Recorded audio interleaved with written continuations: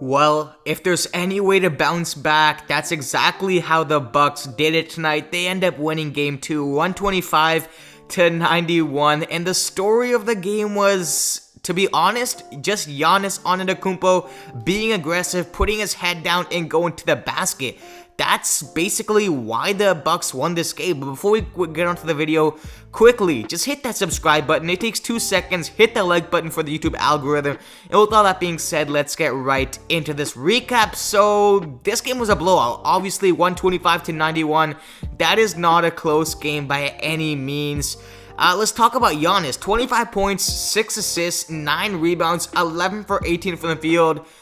He was aggressive this game, putting his head down, doing them spin moves, and getting easy shots. Obviously, he shot 0 for 3. Whenever he shoots 3-pointers, it's most likely just not going to go in, and that 11 for 18 from the field is the exact reason why the Bucks ended up winning this game. A lot of the starters played really, really well tonight. Drew Holiday, 22 points, 7 assists, going 9 for 14 from the field, 3 for 4 from the 3-point land, 4-point land, imagine. But, man, Trae Young did not have a good game at all tonight. Obviously from, the game yesterday or 2 nights ago, dropping 48 points to only dropping 15 points this game. 2 assists, going 1 for 8 from the 3-point land and 6 for 16 from the field.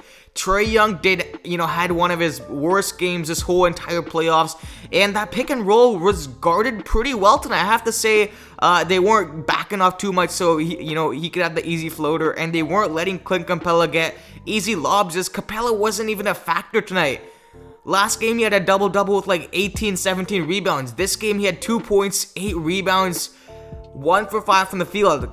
I don't know what happened to Clint Capella, but he did not perform tonight at all. Bogdanovich, horrible game, 8 points, going 2 for 4 from the 3-point land. Kevin Huerter, a non-factor, going 3 for 10 from the field, 8 points. I felt like everybody was on a cold streak for this Hawks team. Nobody was making a single basket, and off the bench, nobody really provided much.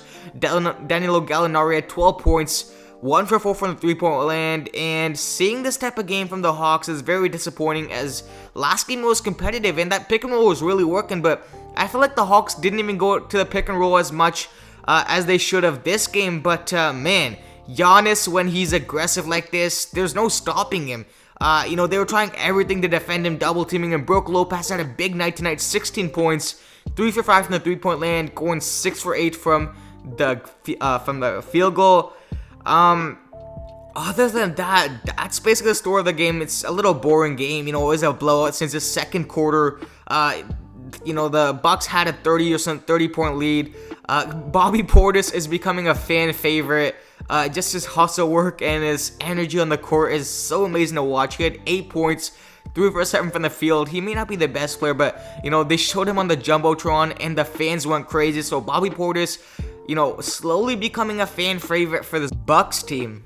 In this game, we learned one thing. When Trae Young isn't playing well, the Hawks usually struggle as well. Again, Trae Young struggled, only 15 points, 6 for 16 from the field. He couldn't get it going tonight at all. The Bucks made 7 3-pointers in the opening, in the first quarter. But after the second quarter, it was basically a blowout. Going into the halftime, it was like 75-30 something. But I guess you could say Milwaukee's big 3 clicked really well. Holiday had an amazing game, like I said, again, going to the basket, scoring easily. The Hawks really struggled from behind the arc, finishing the game 9 for 36 from 3-point land. So again, shots not falling, and one could even say taking bad shots and only managing 7 offensive rebounds. That is horrendous rebounding. Like I said again, Clint Capella could just not get it going tonight. So I don't want to keep this, post-game recap going too long. Usually it's over 8 minutes, but there's not much to talk about tonight.